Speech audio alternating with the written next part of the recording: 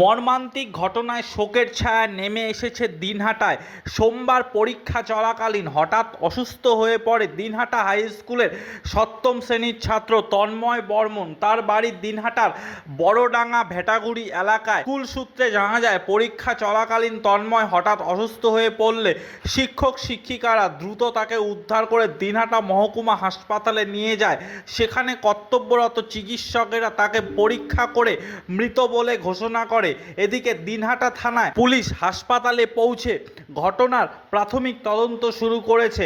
তবে কিভাবে ওই ছাত্রের মৃত্যু হলো তা এখনো জানা যায়নি।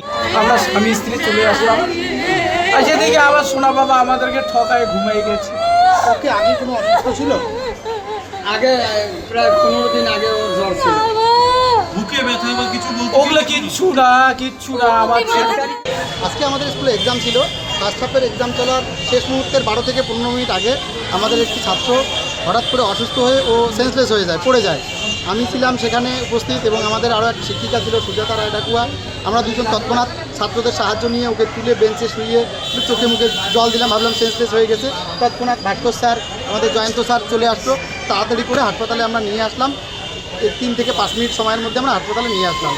এই তো অবস্থা। এরকম আরও হয়, আমাদের দেখি যে সেন্সলেস হয়, বাচ্চাদের নিয়ে আসি, ভালো হয়ে যায়। কিন্তু আজকে নিয়ে আসার পর আমরা যে খবরটা পাচ্ছি সেটা সুখকর নয়। কি পরীক্ষা চলছিল আজকে? আজকে ইংরেজি পরীক্ষা চলছিল। ও কোন ক্লাস 7-এর, হ্যাঁ ক্লাস 7। কি নাম ওর? তন্ময় বর্মন। কত নম্বর বেঞ্চে বসেছিল, কোন জায়গাটায় পজিশনে ছিল? ও ছিল হচ্ছে শেষের দিক থেকে 2 নম্বর বেঞ্চে ছিল। স্যার বললাম 10 নম্বর হলো, টাইমটা মনে আছে? হ্যাঁ, টাইমটা হচ্ছে আমাদের 12টা 50-এ পরীক্ষা শেষ। তার ধরেন আপনার 12 থেকে 15 মিনিট আগে ওই 12টা 35 থেকে 37 এই মোটামুটি সময় হবে। দেখুন, তন্ময় বর্মন আমাদের দিনহাটা হাই স্কুলের সপ্তম ক্লাসের ছাত্র। তো আজকে পরীক্ষা দিতে এসেছিলো, আর এখানে এসে যেটা শুনতে পেলাম এবং আমি হেডমাস্টারের সাথে কথা বলেছি, এর আগেও বছরখানি আগে একবার এরকম ঘটনা একবার হয়েছিল, সেন্সর হয়েছিল।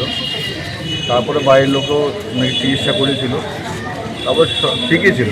আজকে হঠাৎ করে এরকম একটা ঘটনা পরীক্ষার হলে বুঝতেই পারছেন যে সপ্তম ক্লাসের ছাত্র, একদম খুব বাচ্চা ছেলে, পরিবারের কী অবস্থা হতে পারে। একটা স্কুলের মধ্যে এরকম ঘটনা, স্কুলে একটা শোকের ছায়া ছাত্রদের মধ্যে যেমনি তেমনি মাস্টারদের মধ্যে। এবং যে ঘটনা ঘটেছে, এটা তাদের যে পরিবারের যে লোক আছে তাদেরকেও সান্ত্বনা দেওয়ার মতো কিছু নেই। আমি নিজেও অত্যন্ত শোকাহত। আমি বাচ্চা আত্মীয় শান্তি কামনা করছি, ছাড়া তো আমাদের কিছু করার নেই।